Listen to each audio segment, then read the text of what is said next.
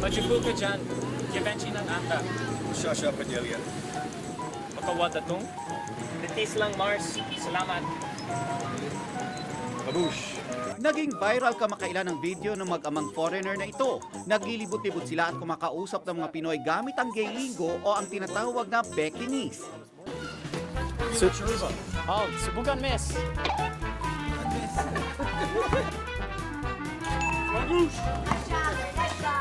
Ang mga nakakausap nila nagugulat sa kanilang pananalita.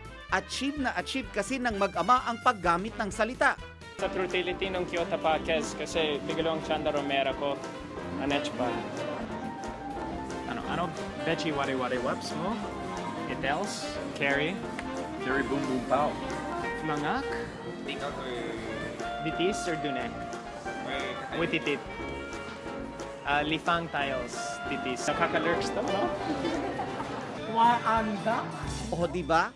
Pak na pak! Mura biya sa ulan. Nakilala ko ang utak ng viral video na ito, ang Phil-Am na si Will Dasovich. Will, Tagalog, okay, understandable yan. Pero Bekinese? Bakit? Dating ko lang dito sa Pilipinas, diba? I was in the modeling industry and lahat, maraming tao nagbe-Becky dyan. Yung hairstylists, mga makeup artists, lalo yung mga agents who lagi kong sumasama sa mga shoots, sa mga castings and everything. And hindi ko alam yung pagkakaiba ng pangkaraniwang Tagalog and yung salitang Bekinese. Kasi sa akin, basta na Tagalog yung nadidinig ko. And ako, nagtatanong ako if I don't know a word, diba? Ginuruan ko siya. Pudra, come say hi to YouTube. Cherba, Carrie Bells. Oh, sige na nga, tama na yan. Ang husay naman daw ni Will sa pagsasalita ng Filipino, inaral lang daw niyang mag-isa. Pakita mo sa akin yung secret weapon mo. Okay, ito yung dakila kong kwaderno. Every word I don't know, I write it down and I memorize it over and over again yung buong araw. Guys, kailangan makita nyo to talagang sa isang page. Medyo nababaliw ako. Mahigit 100 words yata ito. Back pa. Yeah. At hindi lang words yung pati yung mga construction ng sentences. Yeah, gusto ko talaga gamitin sa isang sentence para alam ko talaga how to use it. Because if you just write down words, which I did in the beginning, then you don't know how to use it. So, and then yung mga marka, I cross out because I go so crazy and I memorize it and I just don't want to see that word again because I memorize it so much. So kaya nga, I start going crazy and I cross it out. Tsaka nito, chararat na earn na akels, ha? Che, los ko inisplok nyo? Chosera. 2 taon pa lang si Will sa bansa. Lahat ng kanyang karanasan dito naka-upload sa kanyang vlog o video blog. At ang gamit niyang salita, Tagalog. Ito yung afam kong Pudra Kels. Marunong din yan mag-Becky. Ginuruan ko siya. Pudra, come say hi to YouTube. Hello. For fun lang naman daw sana ang video nilang mag-ama, kaya hindi niya inaasahan na papatok ito sa ating mga kababayan. Oy, kumusta mga tol? Yo, sorry I was late. Nawawindang ako sa daan, man. Ang borta naman, ha? Astig. Pare, bading ba siya? Hindi naman. Eh kasi yung tatay ko, dumadaan lang siya dito sa Pilipinas for 2 days because he works on a ship. Isa siyang merchant marine. So I just used him in the videos. Isang araw lang. Tinuruan ko siya yung mga words na ginagamit niya sa video and then we just made a video out of it. So medyo chakro. Gandare itels. Pero Mahalia Jackson. No, it's not Maharlika Village. Maharlika Village.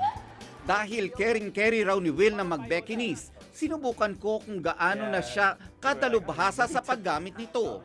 Ah, sige. Hamonin mo ako. Kaya ko to. Of course you know this, right? Carry, yes. It's like entry level. Entry level. Carry, carry bells, carry boom boom pow. Those are the 3 ones. Deadma. That's just salitang kali eh. I know, right? Like, Or Becky. See, even my dad knows Deadma. Deadma na yan. actually, that's the thing. Some Becky words have been so commonly used that they turn into normal normal, and you wouldn't even know that it came from salitang Becky, like Deadma. Diba? Tom Jones, Tom Gulites, yeah, Tommy Lee Jones, This is Gutom, entry level. Yeah. Tom Jones, entry level. Tom Golites is Hungry, intermediate. Balaysang. I didn't know that. Oh, Wow, you may learn something new natutunan every ako. You day. learn something new every day. Tapos, yeah. Gora na kami sa balaysong mo. Naku, Gorbels ka dyan. Gorbels. Kabog mo na ako. Grabe. Gumora na kami sa balaysong mo. Pak. Sige. Oh my God, I've heard that before, pero hindi ko alam kung anong ibig sabihin yan. Carmen Martin. Oh no, I totally know what that means. It means karma. Duh. Exactly. There you go. Have. Meron. Have. Have. Halika. Have na have. Have na have. Chipanga. Hindi ko alam yan. Cheap? No. Mura? Oh, yeah. Muraita? Muraya carry? Muraito. Yan ang ginagamit ko. Yeah, Thundercats. Matanda. Di ba? Oh, sige, pasado ba? Pasado. Have. Sa paglipas ng panahon, tila unti-unti nang mas nagiging bahagi na ng normal na pananalita at pakikipagtalastasan ng salitang Beckinese. Grabe dali yan, Chi. Medyo Hagarda Versosa. At isa sa mga katangian ng Beckinese, ang paggamit ng pangalan ng mga sikat na tao at lagyan ito ng kahulugan. Gaya na lamang ng madalas nating naririnig ngayon, Julanis Morissette o Ulan, hango sa pangalan ng sikat na singer na si Alanis Morissette. Luz Valdez, ibig sabihin ay talo o talunan, hango naman sa pangalan ng aktres na si Luz Valdez. At Hagarda Versosa, na ang ibig sabihin ay haggard o pagod.